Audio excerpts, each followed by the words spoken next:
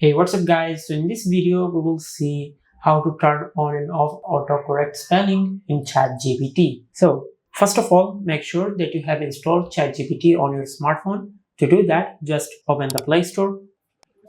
Now from here, search ChatGPT, just like that. Now from here, as you can see, I have already installed ChatGPT on my smartphone. If you have not installed ChatGPT on your smartphone yet, just tap on install, and once the app is fully downloaded, tap on open. Now from here, you can ask ChatGPT to correct the text you are about to enter. Just ask ChatGPT. Now from here, just enter the text you want to correct. Just like that. Now as you can see, ChatGPT corrected the text I entered. There were a lot of grammar mistakes and spelling mistakes in my text.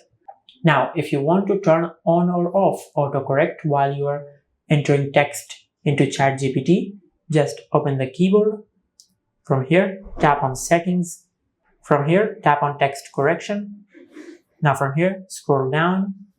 From here, disable this option if you want to turn off autocorrection while you are entering text on ChatGPT. And this is how you can turn on and off autocorrection in ChatGPT.